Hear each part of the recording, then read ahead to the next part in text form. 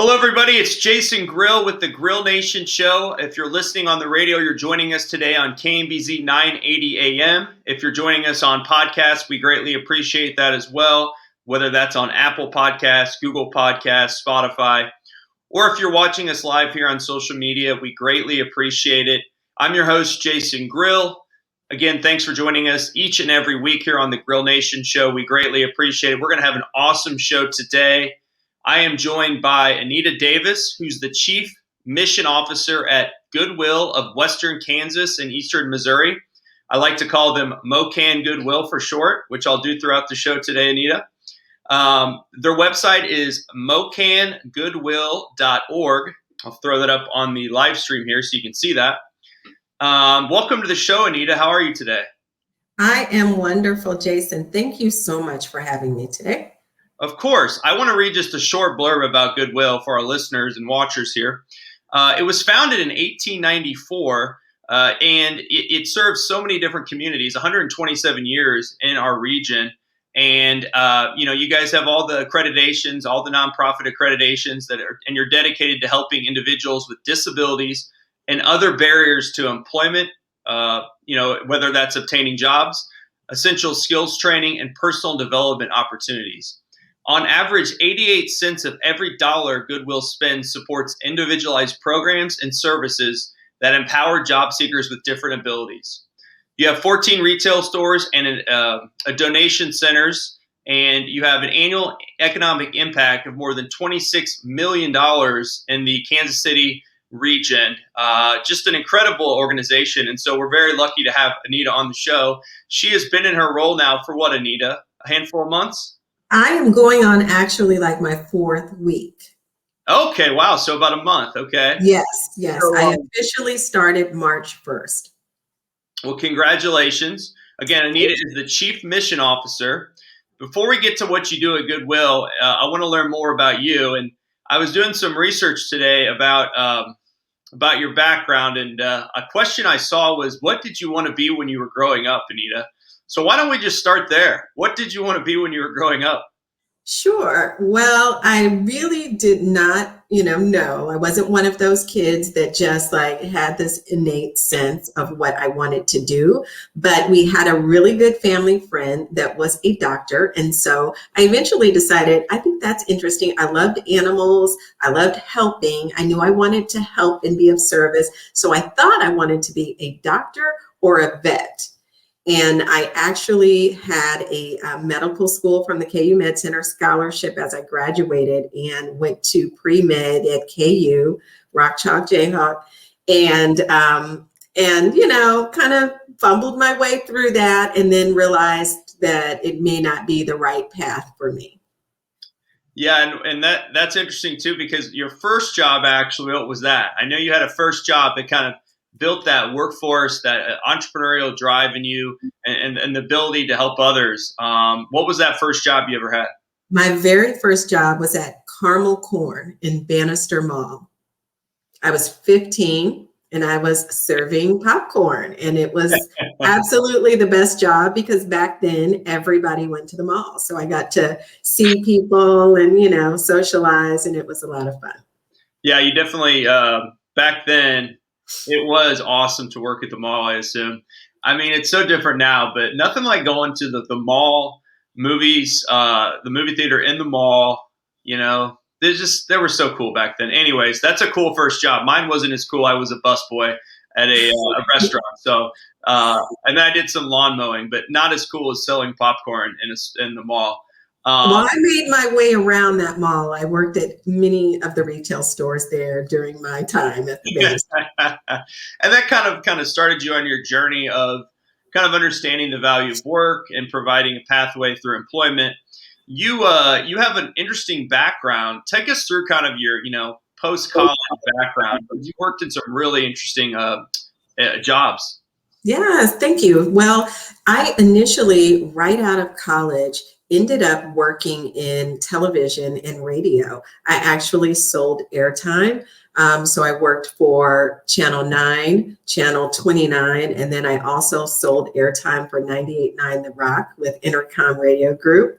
So I had a lot of fun in radio, advertising, marketing, and it was really there that I had always worked in public service through church groups, worked in the community, and I always had a sense that there were certain communities that just did not have access to information, to opportunities. And after I sort of had my stint in radio and advertising, I wanted to go back to school. And I ended up going back and getting my master's from UMKC in public administration and urban economic development. And I was a fellow through the Department of Housing and Urban Development. I really pursued this career field. I had no idea about it, but I knew, how do I help these communities build? How do I help bring investment, bring resources, the opportunities to communities that have been historically disenfranchised, underrepresented, underinvested? And I found community development as a field and pursued it. And that's really what brought me along my journey. Yeah, you definitely made the right decision and doing great work. And it took you to Denver for a while, correct? Yes. I, after my time at the University of Missouri, Kansas City, I worked for the City of Independence. I had my chance to work around the community in affordable housing development, even in tax increment financing projects, bringing investment into blighted areas. And then I was recruited actually to Denver through a National Scholarship Foundation. Working on my doctorate in sustainable urban infrastructure. There were 27 fellows brought. I was one. And so I was working really in research at the university level around sustainability and how to bring that into communities. And I eventually was recruited to work for the city and county of Denver in their Office of Economic Development. And I eventually moved up through that department and became the assistant director of the workforce development division there for Denver. And I ran and managed the very large public workforce system there. There were 5 locations. We served about 20,000 people and thousands of businesses and employers in the region every year. Pretty impressive. Why did you decide to come back to Kansas City when you were out in the mountains and yes, to Denver? Denver's a great place. I moved there in 2008, just during the last, the housing bubble. And it was pre-legalization when I moved there. And then, the population just quadrupled over the years, and it boomed, and it was wonderful. It's still really growing. I actually returned to Kansas City because my mother's here, and I wanted to help provide her with some additional support. And so I thought it would be a good time to come back and be able to serve in the community that I grew up in. Mm-hmm. We're going to pick up right there when we get back from the break. Anita Davis is our guest. She's the Chief Mission Officer of MoKan Goodwill. Their website is MoKanGoodwill.org. We're going to talk all about what she does now as the Chief Mission Officer. We're going to talk more about her life, her journey, as well as ways that you can get involved with Goodwill here in the Kansas City region. Thanks for joining us today on the Grill Nation Show. We'll be right back after the break.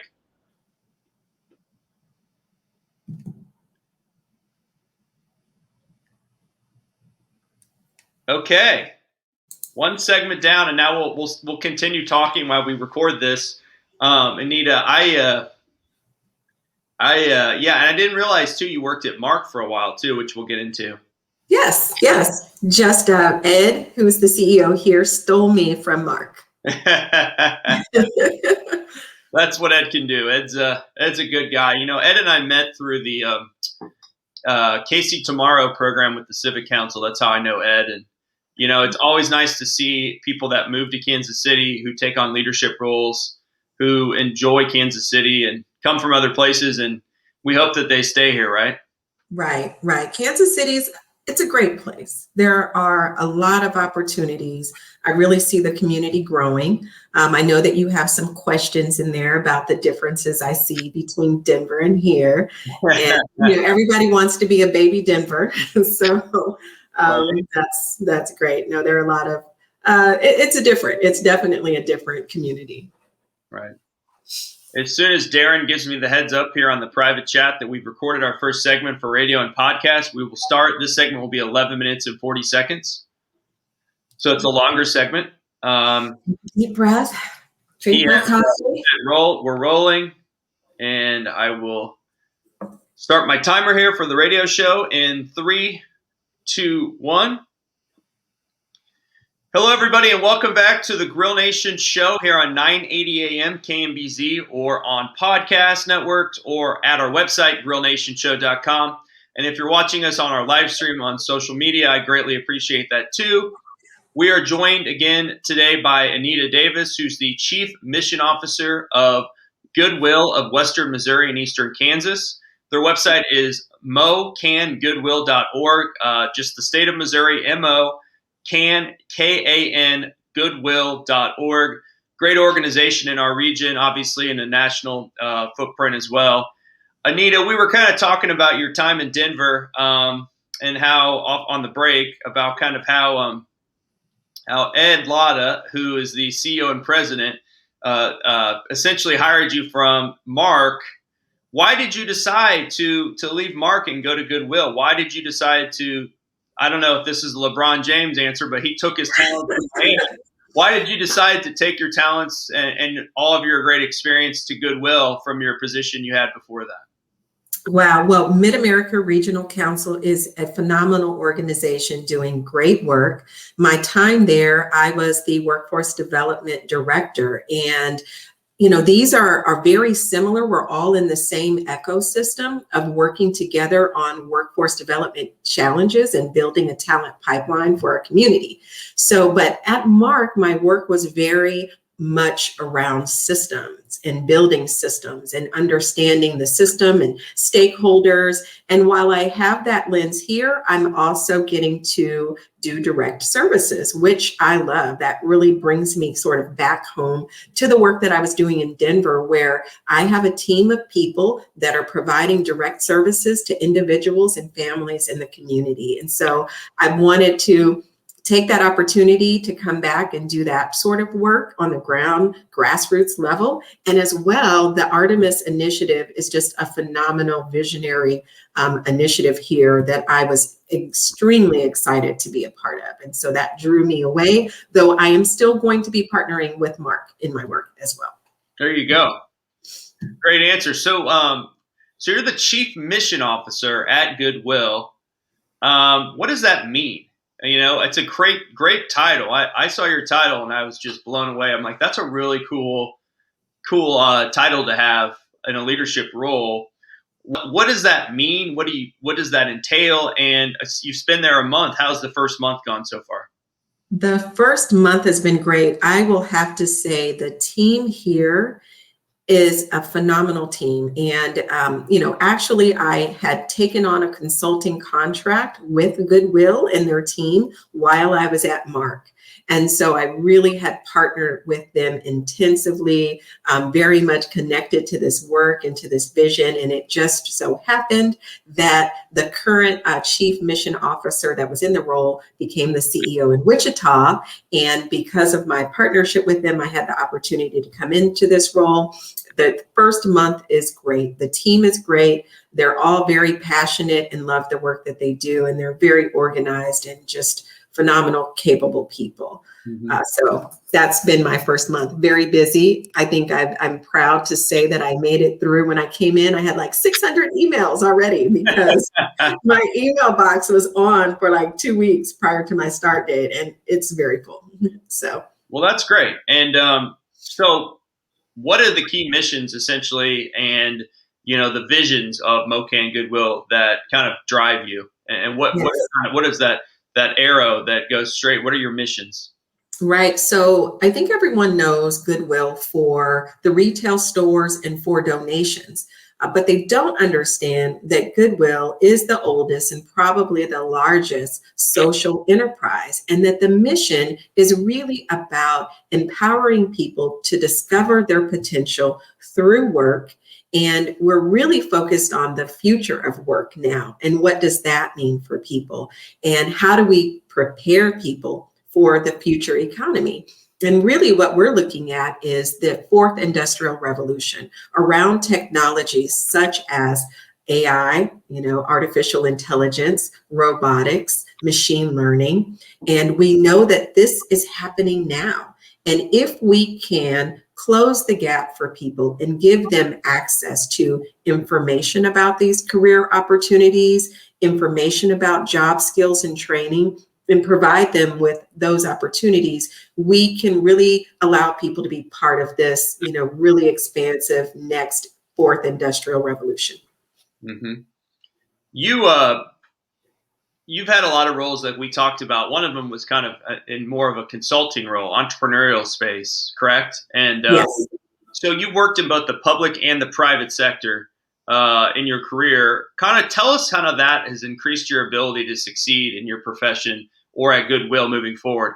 How can you take things that you learned in Denver and at Mark, and then also too with your own consulting firm, and kind of meld those life learnings together to really kind of help Goodwill? What are the things that you think would help the most that you've learned in both public and private? Yes, I think every job that you have is preparing you for this lifelong journey.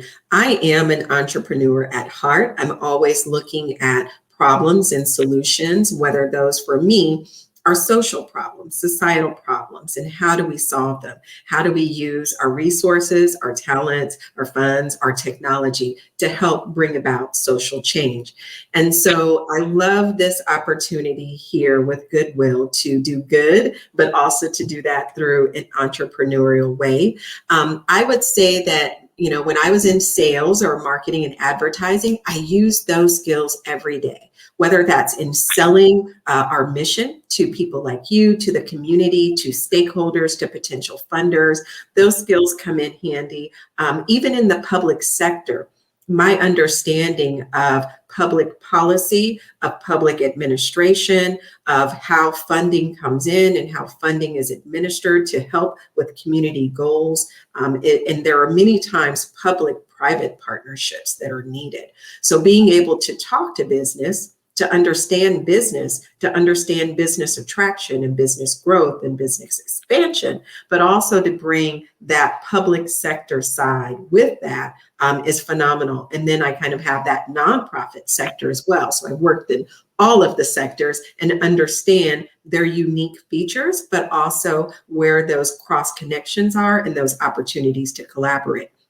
And so most recently, I was doing that work in Mark, bringing these systems together, because none of us are in a vacuum. All of these problems are intertwined. And so bringing in that system perspective of how all of these stakeholder groups come together is still very important in the work that I do today as the Chief Mission Officer, which this role is really focused on bringing our retail side together with this mission of empowering people through work. So we're placing people in our retail stores, we're placing people in businesses in the community, and we're training people. That's what our mission is. That's what my role is all about. And it's about leading that team. It's about growing that opportunity to help people connect to work.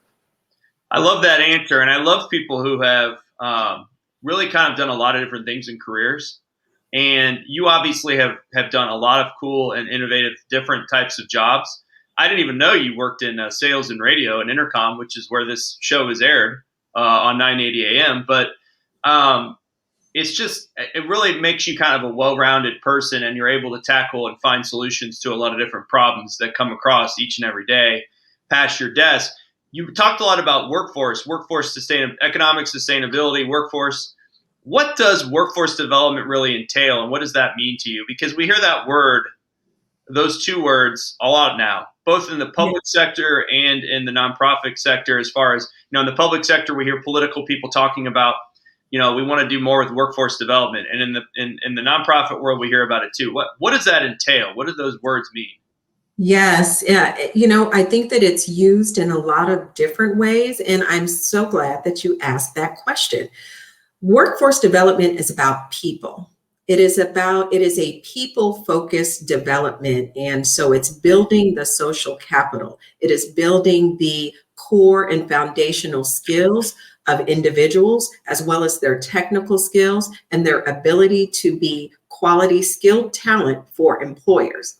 So in the workforce development realm of work, we really have two customers.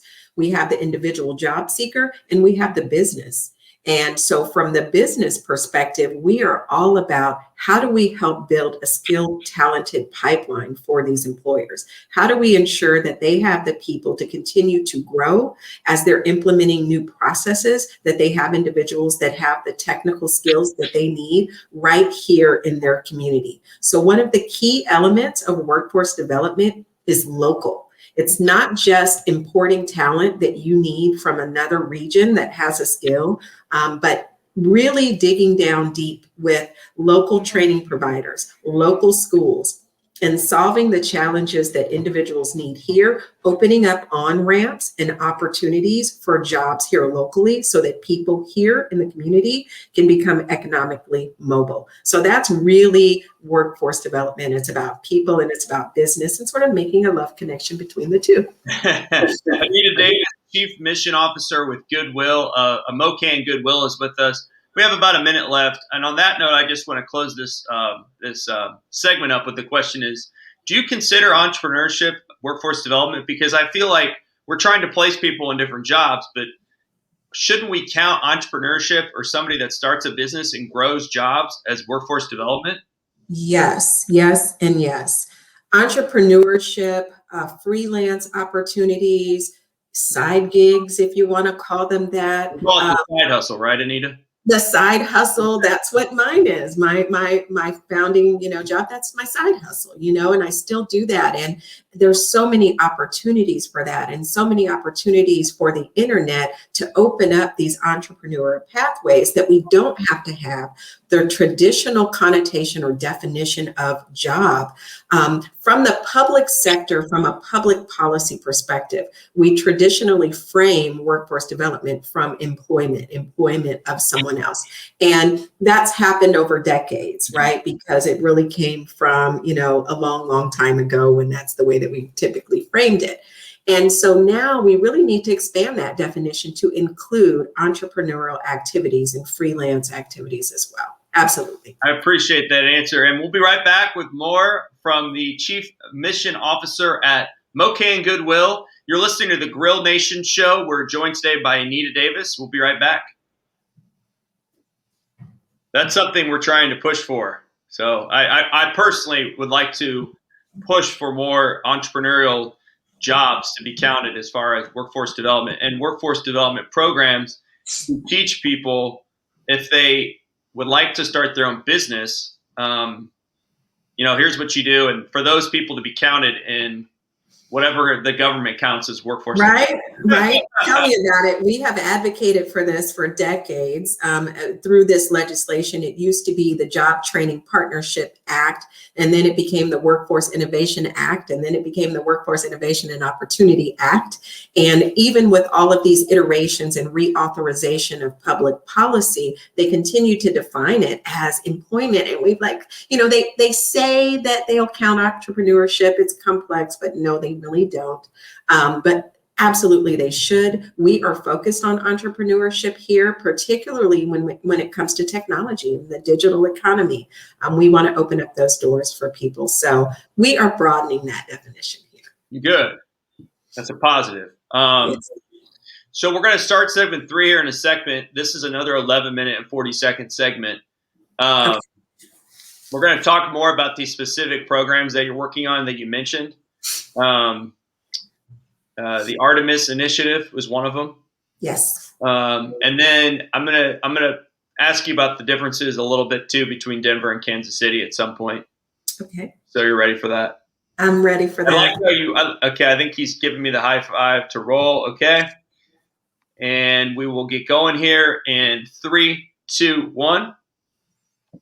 Welcome back to the Grill Nation Show on KMBZ 980 AM. If you're joining via radio or on podcast on Apple, Spotify, Google, Stitcher, or on our website, which is grillnationshow.com. Appreciate those watching us today as well on my social media accounts. We greatly appreciate it. We're trying each and every week to expand our reach as well as, give you different ways to listen, watch us, and connect with our guests who are really kind of the core of this show. We have such great guests, and today, obviously, we have another great guest, and Anita Davis is with us, who's the Chief Mission Officer at MoKan Goodwill. Their website is mokangoodwill.org. She's worked in many different areas, helping people. I mean, truthfully, both in the private and public sector, and enhancing workforce, economic sustainability, communities, both here locally and in Colorado and Denver. And I will lead with that.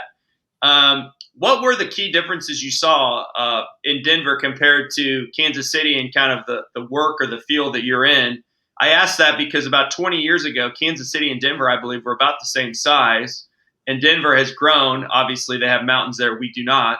So that's one thing that they have that we don't. However, Kansas City is starting to get a lot more press now for being a great city to live in, all the great things that are happening here. So I'd love to hear from you, since you spent a good amount of time there and came back. What were some of the key differences you saw between the two cities? Great questions. So yes, I spent about a decade there in Denver, studying, researching with the University of Colorado, Denver, as well as leading the public workforce development system there in Denver and many regional workforce development initiatives. And the great thing about the Denver community in this field of workforce development is that there are systemic changes and differences between our two communities. And the first that I can give you an example of is how the public workforce system is administered. So here and in many communities, the funding that comes from the Department of Labor either goes to another county agency, as it does in Denver. So each county has an allocation of funding across the state. Here, that funding is more centralized. It goes to one nonprofit organization in each metro area. So there is one here in Missouri called the Full Employment Council, and there is one in Kansas called the Workforce Partnership. And so you have a decentralized system of administering and distributing funding, and you have a very centralized system. So it creates many different dynamics in how the majority of the funding that comes, and what we use this funding for in the system, is to staff. So have this one-on-one counseling and coaching support. So many individuals that have some barriers, maybe those are personal, academic, financial, whatever it may be, they can come into these systems and access resources, and they can get funding or basically scholarships to get additional workforce training. And so the systems operate very differently depending on how the funding is administered. Another big difference is just the government involvement. So at the state level, Governor Hickenlooper at the time was extremely involved in workforce development, and particularly in engaging businesses in workforce development. And so businesses would sponsor activities. They would have lots of on-site opportunities for career exploration, for apprenticeships, for internships, for upskilling, for reskilling. And so employers across many sectors and industries were actively engaged at the grassroots level, working with universities, working with training partners, working with the public workforce system. And all of us were trying to work together because, of course, we all like to work in our silos like everyone does. Yep. And so some of those things are very different. I would say that poses a lot of opportunities here in Kansas City. And one that I am particularly excited about is the opportunity to make more of a collaborative system happen. So a system where all of these fragmented organizations that are doing wonderful work here can be more collaborative, can work together, can share resources, can share space, can co-locate, can better refer individuals across the system.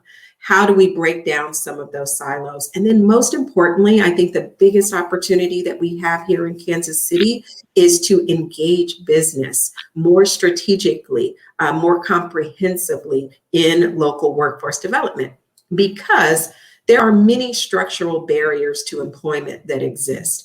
And we have a history of being a bit segregated based on our history. So you have communities that are isolated from growth, from jobs, from investment, from opportunity. And some of those structural or systemic issues can be addressed through strengthening our business engagement. So that's just a huge opportunity here that we are very focused on here at Goodwill. I like that. We do need to get the corporate world more engaged and the business world more engaged in a lot of these things. You talk a lot about kind of innovation and technology and the future of work. What are some things that you see that we can utilize with regards to innovation and technology to kind of fix the problems that currently exist with workforce development or economic sustainability? I know you guys, the team at MoKan Goodwill has got some really cool, innovative ways to do this, and you're working on them. What are some of those? So we are focused through our Artemis initiative on introducing people to opportunities in what we are calling and what the World Economic Forum calls the fourth industrial revolution. So this time period is all about how do we advance these very fast growing innovative technologies that are happening. So whether that is artificial intelligence, whether that is what we hear about automation or augmentation, or robotics technologies and others, it's really about here, how do we ensure that everyone has an opportunity to participate in this economy, either through employment or through business development and entrepreneurship.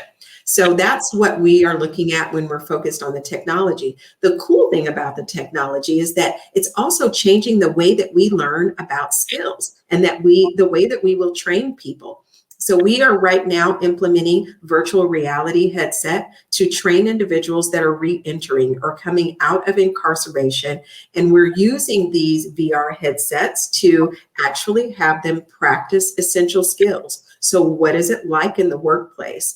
What are, practicing some of these interviewing skills? What are some of the questions and actually interacting via this virtual reality headset? So we're very much focused on, virtual reality, augmented reality, artificial intelligence. And there are so many people that don't realize how quickly these technologies are growing, how much they're being integrated into different parts of our economy, different segments and different industries right now. And so we want to bridge that gap, that digital divide that already exists. And the digital divide impacts people's access to broadband internet, their ability to have a laptop or a computer at home, and their ability to have the digital skills and the technology skills to advance into these careers. So that's what we're focused on with the Artemis Initiative. Mm-hmm. Wow, that's great. And you talk about, how important quality training and education is. And that's really what you're focused on is economic sustainability. How, besides broadband and having the ability for technology, what are some other barriers that exist, to quality training and education programs? And because we understand these are so transformational for people to empower them to work. One of the common barriers within the field of workforce development and kind of going up first to a systems perspective, oftentimes people just aren't aware about these career opportunities. There are so many careers that exist, and technology now really covers every industry, right? There's technology in the financial services, there's technology in manufacturing, there's technology in healthcare, and it's all being adopted and implemented maybe in different ways. And people have no idea, no ability, no way to easily access information about the careers, about the career ladders, about what the work environment is like, about what skills and competencies are required. How do I get this training? And so it's a difficult area to navigate for some people. And so it's a common challenge in the workforce development field is this block of how do I get this information and how do I then navigate and even figure this all out? And so hopefully, there are many platforms that are trying to address that gap in transparency and access of information, of resources about these opportunities. So that's just one. And now when you go back down to like the individual or community level, some of the barriers that individuals have again, are structural and systemic because maybe they grew up in a community that really they knew no one that was a computer engineer. They didn't know anyone at the bank. They may not have access to capital to finance if they're going in the entrepreneurial pathway. They may not have access to information about business startup and how do I expand and grow my business. Or again, they may not know anyone that's a software developer or an engineer. So it really comes down to access, historical disadvantages, and just one's ability to have those opportunities and have the background academically often to even get into those types of careers. So I will say that our first step in our Artemis initiative is to launch the Artemis Institute. And we will begin with a bridge to technology program. And that program is just what it is. It says it's a bridge. And what do we mean by that?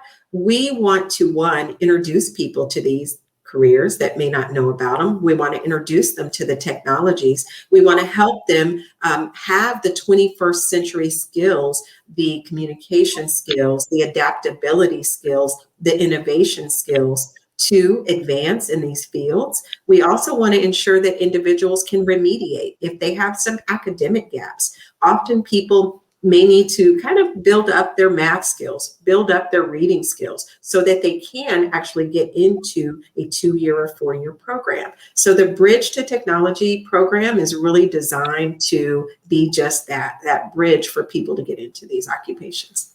Anita Davis is with us, Chief Mission Officer at MoKan Goodwill. MoKanGoodwill.org. We have one segment left on the show. Anita, you're firing me up to go through my closet right now and just donate everything I have to Goodwill so we can fund these programs, or to just go there and buy a bunch of stuff for people. But and that's one of the reasons why the donation centers are so important, because they help fund a lot of these programs that you're talking about. We'll come right back after the break. You're listening to the Grill Nation Show. Thanks for joining us today on radio, on KMBZ 980 AM, on podcast, or on our website, or on the live stream. We'll be right back. Okay, great job, Anita. I can see why you're the head chief mission officer after interviewing you for 45 minutes. Thank you. So kind. Yeah. And I had a chance to look at your bio as well, and quite impressive journey you have had. I've tried. I wish I could flip the script. I'd like to interview you. Talk about interview. Yeah, you've been public sector, entrepreneur, radio host. Yeah, this is the show that really kind of, I do this show. I've been doing it for a while because it allows me to kind of step away from the client service, billables, consulting world, and listen to some people that have done some amazing things and learn from them, and hopefully, connect people to people that they need to know in town. So it's a lot of fun. And but yeah, I never. You were an elected official. I was. I never wanted to be a full-time attorney, so I've tried to find ways to not have to go to a big law firm every day. So that's kind of what my thing has been. That is amazing. My brother has a law degree as well, and he's in the finance industry, but he didn't want to be a full-time attorney either. Somehow I still do billable hours all the time, but it's okay. But right. You still ended up in the billable hour world. We're ready to go for our final segment. This is 9 minutes, and after that, we'll tape a quick sneak peek preview for the show to air on social media, or to post on social media. So this will be a shorter segment, and we'll get started here in 3, 2, 1. Hello and welcome back to the Grill Nation Show. I'm your host, Jason Grill. Thanks for joining us today. You can connect with me as well all over social media at Jason Grill on Twitter and at Grill Nation Show. Facebook, LinkedIn, Instagram, search for me there. And then Anita Davis is with us, who's the Chief Mission Officer at MoKan Goodwill. Their website is MoKanGoodwill.org. And search for them all over social media. I don't have that posted up on our live feed, but their website, again, is MoKanGoodwill.org. Connect with them. They have a ton of different engagement opportunities. And why don't we start there, actually, Anita? what is the best way for people who are listening or who want to get involved in some of these things you talked about to engage with you? Great, thank you. You can go to your local retail store and shop. You can make a donation where you can go straight to our MoKanGoodwill.org site, as you've noted quite a few times. Our Facebook is at MoKan Goodwill. Our Twitter is at Goodwill MoKan. And our phone number is 816-842-7425. So walk into one of your closest Goodwill stores, make a donation. We will make sure that we are using that to help to drive our mission. I love that. We saved some of our quick questions for the end of the show, best for last segment. And one of the questions I have for you is, you've done so many different things. What is the best advice you've ever received, whether that was from a mentor or somebody on your career journey that kind of informs what you do in your day-to-day at Goodwill? Well, I had a couple of great things that I remember. I can say so many things, actually. My mother's a great role model. Share them all, Anita. Right. So one of them is, if you're going to do it for the people, do it for the people. If you're going to do it for the money, do it for the money. And so I've certainly been a person that is about people. It's about service and it's about passion. And, sometimes along the way on your journey, you kind of can, get confused about which one. There's nothing wrong with doing both if you can do both. And I have had the pleasure and the privilege of being able to do work, make a great living, and also help people. One of the interesting things that I always remember, because I've been a little bit of an introvert. Some people in my professional career are like, no, you're not, but yes, I am. And during my doctorate program, one of my professors would say, I need to get out of my head. And I remember that a lot because I tend to just be a thinker. And so in my career, in my professional career, I remember that, to say, to share, to voice your thoughts, your ideas, your innovations, to bring those to the work that you do, to the people that you serve, and to the team that you collaborate with. So I always remember that, get out of my head, because sometimes you tend to think about things and you don't necessarily say them out loud. I don't know about you, Jason. You're probably one of those people that think a lot about it. I went on a long run. I went on a long run early this morning, and that's like the one time, you can really kind of just start thinking about stuff. I guess you could in the shower, you could if you're bored in a meeting, but like when you're running, you just have that time to yourself essentially for 45 minutes of whatever, 30 minutes, and you start thinking about a lot of different things. So I do that. Yes. As well. You've had a lot of things, obviously that impacted people throughout your career. Is there one transformation of an individual business or a community that you can think of, maybe that you always remember, that kind of really made you really happy to be in the career that you're in? Was there one that you could point to that is just stands out? Wow, if there were one. There have been so many. I will tell you, in the course of my career, I've had the opportunity to help build up communities by bringing resources, and I would see individuals being able to invest into upgrades in their home, upgrades to their property through community development block grant funds, where, over several years, I was able to see, for instance, a community in Independence, Missouri here transform through a program where this community had not been invested in a long time. And through the CDBG program, we were investing in minor home improvements that then they would have a tax abatement.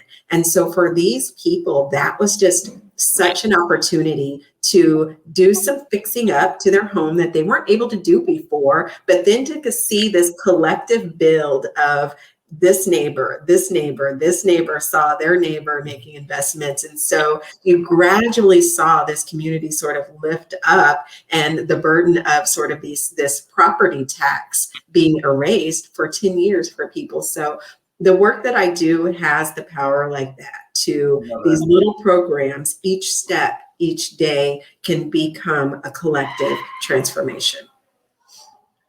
That's great. It all adds up to more and more transformations and great success stories. I noticed on your bio that you consider yourself a foodie, Anita.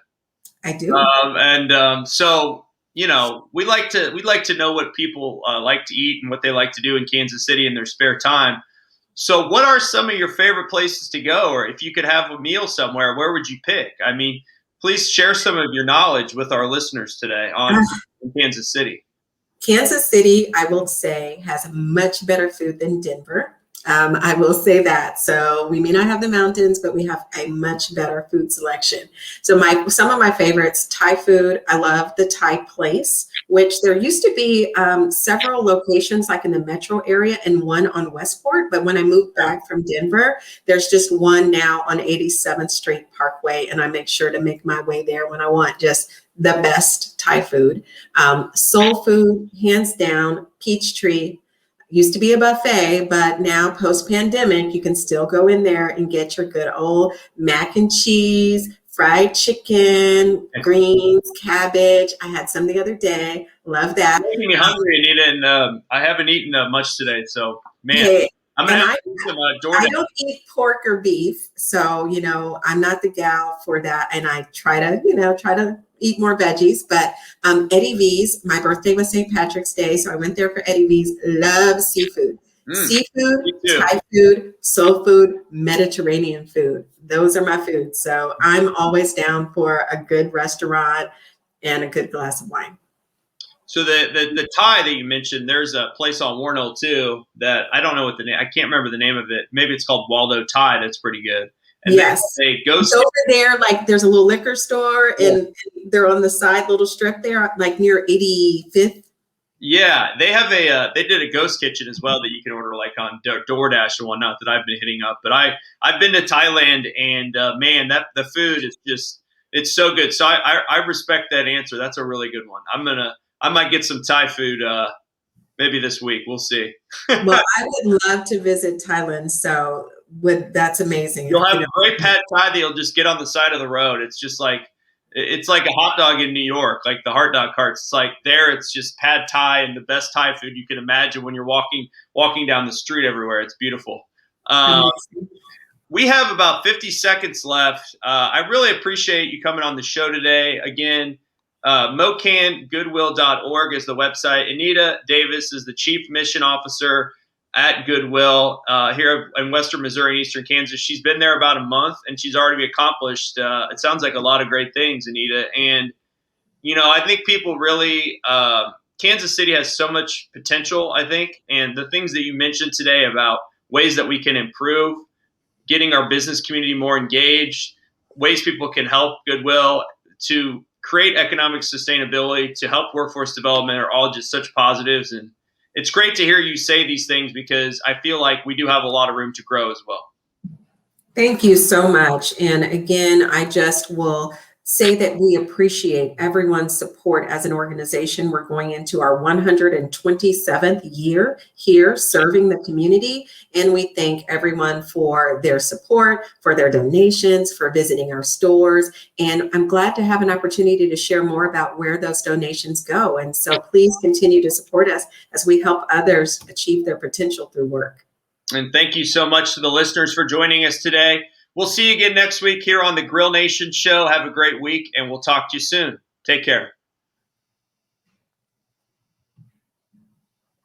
Great job, Anita. Now I'm starving. I know. Do you, I don't know what your food preferences are, but yeah, I like all those places you mentioned. I've been to all of them. Oh, good. Yeah. Good food here. Much better food here than Denver for sure. Denver has a lot of chains, but not a lot of unique ones. But yeah. Mm-hmm. Yeah, it's kind of gotten to that point. We have a lot more local establishments here and restaurants. Okay, so we're going to tape our sneak peek segment, and the question I think let me write it down. The question I think that you answered that I really enjoyed on the show was kind of what you define workforce development as, or what does it entail and mean to you?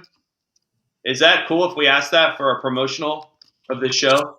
Sure, and I hope that I'll give you the same answer. Well, and this one will have to be as long. It's only gonna, it has to be about 2 minutes or less to share. Um, so if we can boil it down to 2 minutes, it'd be great. Okay. Does that work for you? Yes, that works for me. Okay. So I'll start recording here in a second. And 3, 2, 1. Hello, this is Jason Grill, host of the Grill Nation Show. Thank you for joining us on this one question sneak peek. I'm joined by Anita Davis, who's the Chief Mission Officer at MoKan Goodwill. Their website is mokangoodwill.org. Anita, you focus a lot on workforce development and economic sustainability. I want to just know briefly, what does workforce development really entail, and what does it mean to you? Thank you, Jason. Workforce development is an economic development strategy that focuses on building people as opposed to land and buildings, but it really focuses on the social capital in a community. So ensuring that people have those foundational or essential skills and the current in-demand technical skills in order to move into sustainable careers and occupations. And it's really looking at not just benefiting the individual, but benefiting the businesses and the employers in a region. And it's all about creating those on-ramps so that local people in the community can move into those jobs and our local businesses can expand and grow. And I'm going to throw in a plug for entrepreneurs too. And Yes. that entrepreneurs that create jobs should be counted as workforce development. Absolutely. Any way that an individual can use their gifts, their skills, and talents to create an income and revenue that helps the community grow and their family grow is workforce development. Great answer. Anita Davis is joining us. Again, she is the Chief Mission Officer at Goodwill of Western Missouri and Eastern Kansas. This is going to be a fascinating show this week. Anita has worked both in Denver and Kansas City, and we're going to do some comparisons of the two cities. We're going to find out, what her favorite restaurants are in Kansas City, along with so much more great information about Goodwill and the work they do. It's going to be an awesome show this week. Join us on 980 AM or on YouTube or on social media or on any of our channels, grillnationshow.com. We are going to have a great show this week. Thank you for watching this one question sneak peek with Anita Davis from MoKan Goodwill. Thank you. Okay, Anita, let me do this real quick in the broadcast here.